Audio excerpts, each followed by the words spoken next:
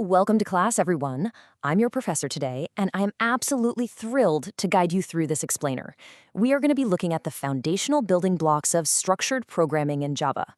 If you want to write code that's clean, efficient, and, actually works the way you intend it to, you are definitely in the right place. So, let's start with a really common beginner headache. Have you ever found yourself completely lost in messy, unstructured code? Or even worse, manually typing out the exact same lines 100 times just to process a simple list? It's incredibly frustrating, it's super prone to errors, and frankly, it is just not how a programmer should spend their time.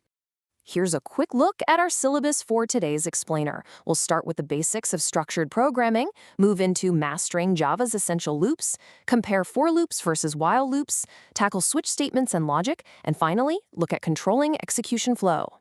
All right, Section 1, Basics of Structured Programming. Let's get right into it. Now, why do we even care about control structures? Well, it's not actually just about making the computer run faster.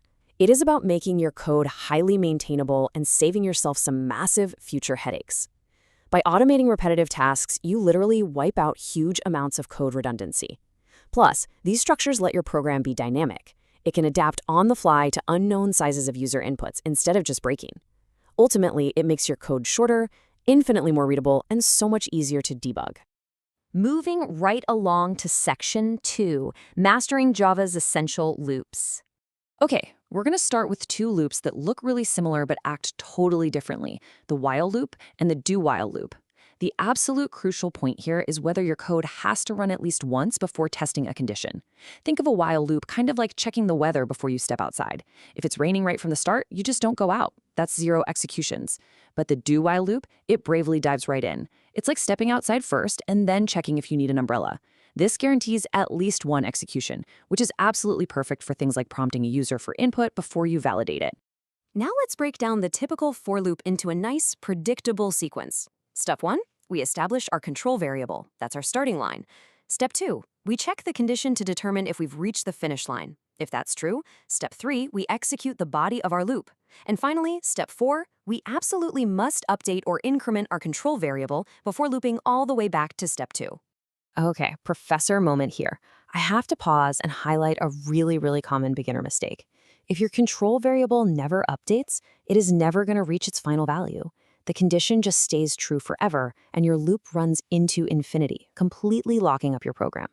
Always remember to increment your counter, unless, of course, your goal is to heat up your CPU enough to literally fry an egg. Otherwise, please increment. All right, Section 3, for loops versus while loops. Let's put them head to head. So how do you choose between the two? Well, the for loop is the elegant, go-to choice when you know your exact iteration count in advance. Since it perfectly packages the initialization, the condition, and the update all on a single line, it's brilliant for fixed tasks, like calculating final grades for exactly 30 students. On the other hand, use the while loop for conditional repetition. Think of keeping a game running while a player's health is above 0. You've no idea how long that's going to take, right? So the while loop handles those dynamic changes perfectly. Which brings us to Section 4, Switch Statements and Logic. Here's a massive pro tip for writing code you can actually maintain. Use a switch statement for multi-way branching. Trust me, you do not want to get tangled up in a messy web of nested if-else conditions. When you have a single controlling expression, say a user typing 1 for start, 2 for load, or 3 for quit, a switch statement lets you cleanly define totally independent cases for each of those choices. It is significantly easier to read, update, and debug than like 10 layers of stacked if statements. But what happens when you have multiple conditions dictating your program's flow? Often, your loops are going to rely on combining logic. Enter the logical AND expression. For this to evaluate as true, both expression 1 and expression 2 must be true. Think of a high security vault. It requires a physical key and a fingerprint. If either one is missing or false, access is completely denied.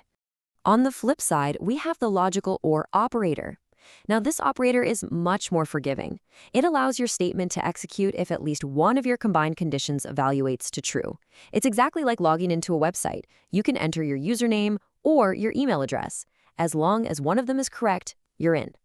Mastering these logical operators is what lets you build those highly sophisticated guardrails for your loops.